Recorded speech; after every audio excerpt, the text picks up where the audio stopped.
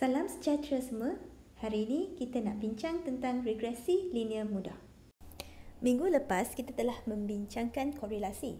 Jadi, apa bezanya regresi dengan korelasi?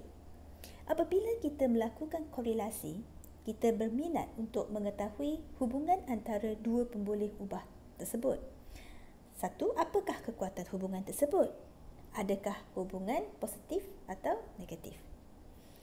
Apabila kita perlu mendapatkan suatu persamaan supaya kita boleh meramalkan nilai pemboleh ubah Y berdasarkan pemboleh ubah yang lain, iaitu faktor, kita perlu menggunakan regresi.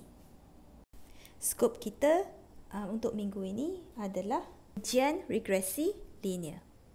Apa maksudnya ujian regresi linear? Regresi linear merujuk kepada regresi di mana hubungan antara pemboleh ubah X dan Y adalah suatu hubungan yang linear. Konsep yang sama kepada konsep korelasi yang kita telah bincang minggu lepas. Mari kita lihat kepada andaian-andaian yang perlu dipenuhi ataupun dipatuhi bagi menjalankan ujian regresi linear mudah. Yang pertama, data pemboleh ubah mestilah data interval atau ratio. Kedua, pemerhatian yang bebas. Ketiga, hubungan linear antara pemboleh ubah. Keempat, tiada outliers ataupun tiada data lampau. Kelima, homoscedasticity perlu dipatuhi. Keenam, residual bertaburan secara normal. Saya pasti maklumat ataupun andaian 1, 2, 3 dan 4 bukan sesuatu yang baru kepada anda. So, apa yang kita akan bincang dengan lebih teliti adalah andaian ke-5 dan ke-6. Sebelum kita cuba untuk menjelaskan apa itu homoscedasticity, mungkin kita perlu membincangkan apa itu garisan regresi dahulu dan apa itu residual bagi memudahkan kita untuk memahami apa itu homoscedasticity. First off, apa itu garisan regresi? Mari kita lihat kepada graf ini. Graf ini menunjukkan hubungan antara jam ulang kaji dengan markah 4 orang pelajar. Jika kita ingin melukis satu garisan yang boleh mewakili keempat-empat data ini, garisan tersebut akan kelihatan seperti ini. Jadi, garisan merah yang anda nampak ini dikenali sebagai garisan regresi. Garisan regresi ini melambangkan nilai ramalan bagi Y. Jadi, garisan regresi ini adalah Y hat. Okey, so semua nilai-nilai Y hat adalah dilambangkan oleh garisan nilai ini. Istilah residual pula merujuk kepada the error term. Maksudnya, kepincangan antara data sebenar dengan data ramalan, iaitu Y tolak Y hat. Jadi Y tolak Y hat ini juga dikenali sebagai residual. Satu maklumat tentang garisan regresi ini yang saya nak tambah adalah garisan regresi ini juga dikenali sebagai line of best fit. Apa maksudnya line of best fit? Maksudnya garisan ini mempunyai error term ataupun residual yang paling kecil. Pengiraan untuk error term yang paling kecil adalah jumlah Y tolak Y hat kuasa 2 yang paling kecil. Maka garisan regresi ini juga dikenali sebagai least squared regression. Mari kita lihat kepada homoscedasticity pula. Homoscedasticity merujuk kepada andaian bahawa ralat ataupun residual dalam suatu model regresi adalah sama untuk semua nilai ramalan Y, iaitu Y hat.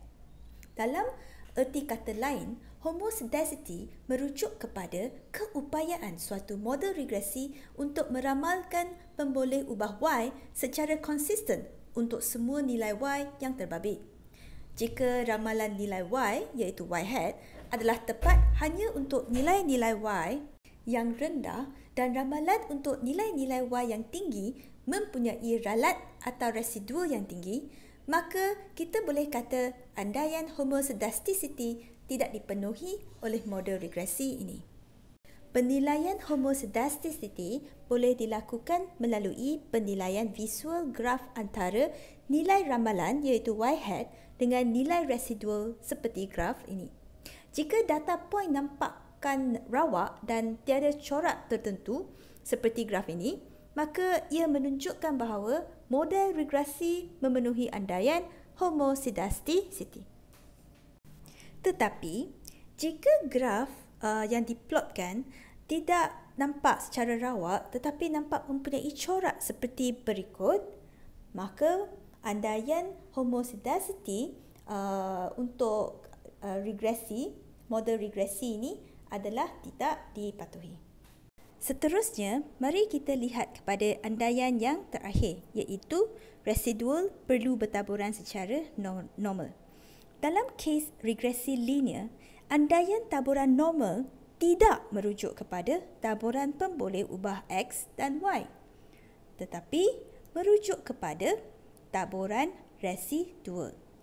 Maksud di sini, suatu model regresi linear perlu bertaburan ataupun perlu memenuhi andaian bahawa residualnya bertaburan secara normal bagi membolehkan keputusan regresi itu digunakan dan boleh dipercayai. Mari kita lihat kepada graf ini. Kaedah penilaian untuk andaian residual bertaburan normal juga adalah melalui penilaian visual, melalui graf PP plot iaitu Normal Predicted Probability Plot.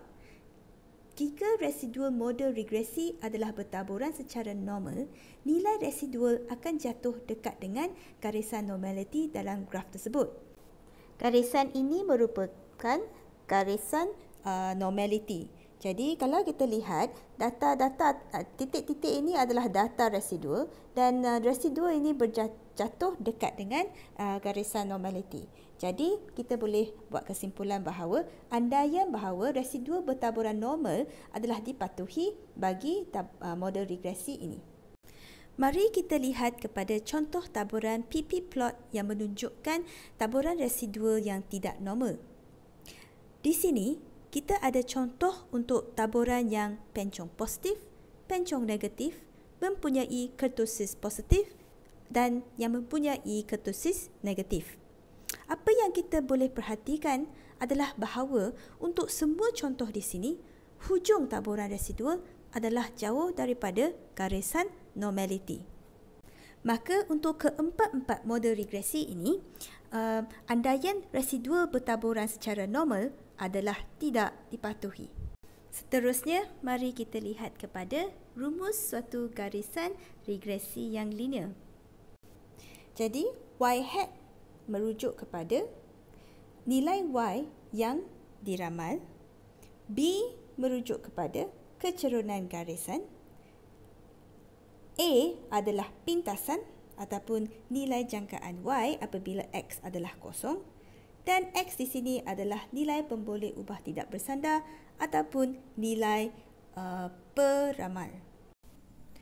Daripada rumus garisan linear tadi, kita perlu cari nilai B dan nilai A untuk membolehkan kita meramalkan nilai Y berdasarkan nilai X. Rumus untuk mengira B dan A adalah seperti berikut. Bahagian ini adalah rumus teoretikal dan bahagian ini adalah rumus computational yang lebih senang untuk kita kira. Kita boleh perhatikan bahawa nilai B menggunakan nilai R dalam pengiraannya, iaitu B bersamaan dengan R darab dengan sisihan piawai Y bahagi dengan sisihan piawai X. Untuk mengira A pula, bahagian ini adalah rumus teoretikal dan bahagian ini adalah rumus computational yang lebih senang untuk kita kira. Kita menggunakan nilai B untuk mengira nilai A. Nilai B adalah bersamaan dengan jumlah Y tolak B darab dengan jumlah X bahagi dengan N. Mari kita lihat kepada satu contoh pengiraan. So di sini kita ada pemboleh ubah X dan Y dengan Y adalah markah, X adalah masa ulang kaji. Dan jika anda perasan, data yang saya guna ini adalah data yang sama contoh pengiraan korelasi pada minggu lepas. Mari kita cuba untuk kirakan B. Kita dah tahu daripada pengiraan minggu lepas bahawa R adalah 0.98, sisihan piawai Y adalah 2.17 dan sisihan piawai X adalah 1.51. Jadi kita kirakan B. B adalah bersamaan dengan R iaitu 0.98 darab dengan sisihan piawai Y 2.17 bahagi dengan sisihan piawai X 1.51 dan kita akan dapati B adalah 1.41. Sekarang mari kita kirakan nilai untuk A. Bagi mengira nilai A, kita perlu nilai jumlah Y dengan jumlah X. Jadi kita boleh lihat balik bawah kepada jadual X dan Y kita kira bahawa jumlah Y adalah 33 dan jumlah X adalah 16. Jadi kita boleh masukkan nilai-nilai ini dalam rumus kita. A adalah bersamaan dengan jumlah Y iaitu 33 tolak dengan B 1.41 darab dengan jumlah X iaitu 16 bahagi dengan 6. N adalah 6 kerana kita ada 6 pelajar di sini. Jadi kita akan kira A dan kita akan dapati bahawa A adalah bersamaan dengan 1.74. Sekarang kita dah boleh tuliskan rumus untuk regresi linear mudah kita. So rumus regresi adalah Y hat samaan dengan BX tambah A. Jadi B kita adalah 1.41 X tambah 1.74. Sebelum kita mula untuk melakukan ujian hipotesis untuk analisis regresi linear mudah, kita mesti cek adakah set data kita ini memenuhi andaian yang sepatutnya. So, dua andaian yang saya akan highlight dalam lecture ini adalah andaian homostaticity dengan adakah residu bertaburan secara normal. So, look at this graph. So, this one is kita nak cek untuk homostaticity. So, homostaticity kita kata adalah adakah all the predicted values adalah sama, error term untuk predicted values adalah sama untuk semua values yang diramalkan. Jika kita lihat kepada graf ini, taburan data nampaknya secara rawak saja dan tak ada corak yang tertentu. Maka ini menunjukkan bahawa error term untuk semua nilai yang telah diramalkan adalah sama. Jadi homostaticity dipatuhi. Next, kita nak lihat adakah residual bertaburan secara normal. So, garisan ini, graf ini adalah observed cumulative probability diplotkan against expected cumulative probability. So, dia dinamakan sebagai PP plot. Okay? So, garisan yang kita nampak di sini, garisan ini adalah garisan normality. Jadi, kalau data itu dekat dengan garisan normality, bermaksud residu bertaburan secara normal. Jadi, kalau kita lihat secara visual, data-data ini dekatlah dengan our normality line. Jadi kita boleh buat kesimpulan bahawa residual dalam model regresi kita adalah bertaburan secara normal. Jadi kita telah lihat andaian untuk homostaticity dan juga andaian bahawa residual adalah bertaburan secara normal. Jadi andaian yang lain seperti hubungan linear antara X dan Y, tiada data lampau, pemerhatian bebas dan data adalah dalam interval dan ratio juga telah dipenuhi. Jadi kita boleh teruskan dengan pengujian hipotesis. So masih ingat tak langkah-langkah pengujian hipotesis? Langkah pertama, nyatakan null hipotesis ataupun hipotesis. Dalam sini saya bagi contoh null hipotesis. Langkah kedua pula adalah tetapkan alpha. Alfa kita adalah 0.05. Langkah ketiga, buat pengiraan. So, kita dah tahu bahawa nilai B adalah 1.41 dan nilai A adalah 1.74. Kita dah kira tadi. Jadi, kita catat di sini. Langkah seterusnya adalah untuk mengenal pasti adakah nilai A dan B kita ni adalah signifikan atau tidak.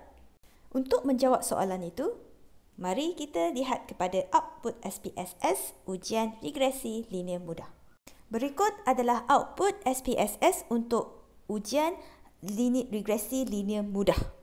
Ada 3 jadual di sini yang kita perlu interpretasikan bagi menjawab persoalan kajian kita. Kita ada jadual pertama, model summary. Kita ada jadual kedua, ANOVA, dan jadual yang ketiga, coefficient.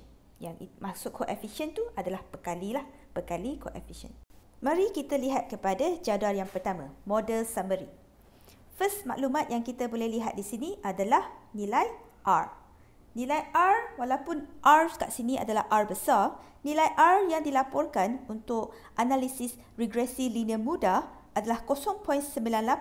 So, R di sini adalah sama dengan R kiraan kita. Tapi ini hanyalah sah untuk regresi linear mudah sahaja. Kalau kita bincang tentang regresi linear berganda, R besar tidak sama dengan R Pearson kita. Maklumat kedua adalah R squared. So, R squared kat sini, R squared adalah 0.961. Dia juga adalah 0.98 kuasa 2 kan. Memang exactly the same. So, macam mana kita nak interpretasikan R squared? Nilai R squared 0.961 bermaksud 96.1% variasi yang diperhatikan dalam pemboleh ubah Y boleh dijelaskan oleh variasi pada pemboleh ubah X. Jadi, dalam kes kita, dia bermaksud bahawa kalau kita nak tahu kenapa markah pelajar kita berbeza-beza walaupun guru mengajar benda yang sama dalam satu kelas. Jadi, perbezaan markah yang kita perhatikan iaitu pemboleh ubah Y dalam model regresi ini boleh dijelaskan oleh perubahan pada masa ulang kaji iaitu pemboleh ubah X. Jadi, kenapa markah mereka berbeza-beza? Markah mereka berbeza-beza kerana masa ulang kaji mereka berbeza. Next, kita ada adjusted R squared. Now, what is adjusted R squared? Adjusted R squared adalah R squared yang telah mengambil kira bilangan faktor atau pemboleh ubah X yang telah dimasukkan dalam model regresi. Kerana semakin banyak faktor yang kita masukkan dalam model regresi, R squared akan meningkat. Dan ini mungkin akan memberikan gambaran yang kurang tepat. Jadi, adjusted R squared mengambil kira bilangan faktor yang telah dimasukkan dalam model dan boleh memberikan penjelasan terhadap variasi pada pemboleh ubah Y dengan lebih tepat. Ini adalah kerana adjusted R squared hanya akan meningkat jika faktor yang telah dimasukkan ataupun faktor X tambahan meningkatkan kebolehan model tersebut untuk menjelaskan variasi pada pemboleh ubah Y. Tetapi dalam kes ini, kita telah melakukan analisis regresi linear mudah. Maksudnya, satu pemboleh ubah Y iaitu our predicted value dan satu pemboleh ubah X, our predictor. Jadi, adjusted R squared ini mungkin tidak memainkan peranan yang sepenting. Ia akan memainkan peranan penting apabila kita bincangkan analisis regresi linear berganda nanti. Next, mari kita lihat kepada jadual kedua, jadual ANOVA. Jadual ANOVA ini, kalau sepintas kita lihat, dia nampak seperti ANOVA 1 hala dan ANOVA 2 hala yang telah dibincangkan sebelum ini. Tetapi, jadual ANOVA ini sebenarnya menguji kesignifikan model regresi kita. Saya nak point out maklumat yang kita telah bincang sebelum ini yang dilaporkan dalam jadual ini iaitu residual. Jadi kita boleh lihat bahawa residual untuk model kita ni adalah rendah. Okey. Jadi maksudnya error term kita adalah rendah. Bila residual rendah, R kita tinggi because kita ada hubungan yang sangat tinggi. Apa yang paling penting untuk kita perhatikan untuk jadual ANOVA ini adalah of course bahagian kat belakang sini. Nilai F dan nilai signifikan kita. So di sini P adalah 0.001, dia adalah kurang daripada 0.05, maka kita menolak null hypothesis. Bila kita menolak null hypothesis, apakah kesimpulan kita? Dia bermaksud sekurang-kurangnya salah satu faktor ataupun boleh ubah X kita dalam model regresi mempunyai hubungan yang signifikan dengan pemboleh ubah Y kita. Jadi untuk contoh kita, kerana kita adalah simple linear regression, kita hanya ada satu faktor. Jadi jika hubungan antara X dan Y kita adalah signifikan, maka dalam jadual ANOVA akan menunjukkan model regresi adalah signifikan. Akhir sekali, kita nak lihat kepada jadual koefisien. Di sinilah kita boleh dapat maklumat adakah nilai B dan nilai A yang kita dah kira tadi adalah signifikan atau tidak. Jadi, mana nilai B dan nilai A dalam jadual ini? So, you can see here, kita ada dua jenis koefisien. Kita ada unstandardized coefficient and kita ada standardized coefficient. So, first kita lihat kepada unstandardized coefficient. Jadi, yang mana B, yang mana A? Kalau constant is which one? A atau B? Ya, constant adalah nilai A. Constant adalah nilai A 1.735. So, kita boleh perhatikan bahawa unstandardized coefficient adalah nilai yang kita telah kira. Kita lihat kepada nilai B, masa ulang kaji. Masa ulang kaji adalah faktor kita dan juga adalah nilai B. So, nilai B kita kat sini adalah 1.412.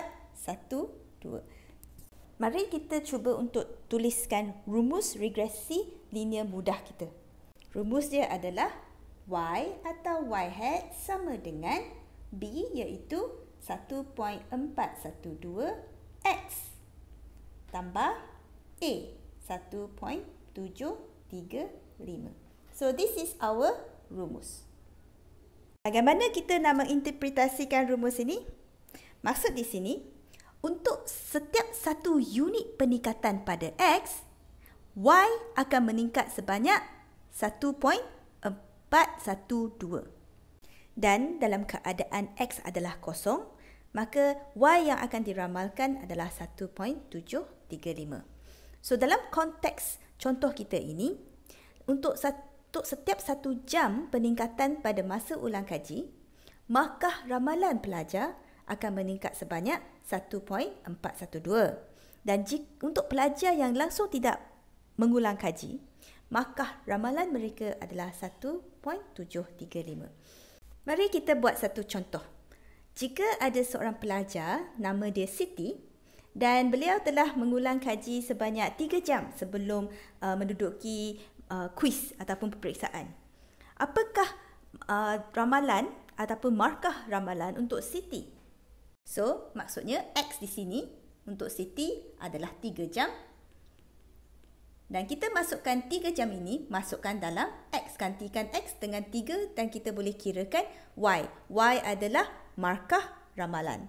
Jadi, markah untuk Siti adalah 1.412 darab dengan 3 jam ulang kaji tambah dengan 1.735 dan kita akan dapati markah ramalan yang Siti boleh jangkakan adalah 5.973. Jadi, inilah caranya untuk kita menginterpretasikan rumus dan untuk mengira nilai ramalan Y jika diberi nilai X. Maka berakhirlah untuk bahagian 1 topik regresi, iaitu regresi linear mudah. Video yang seterusnya akan membincangkan regresi linear berganda. Selamat maju jaya!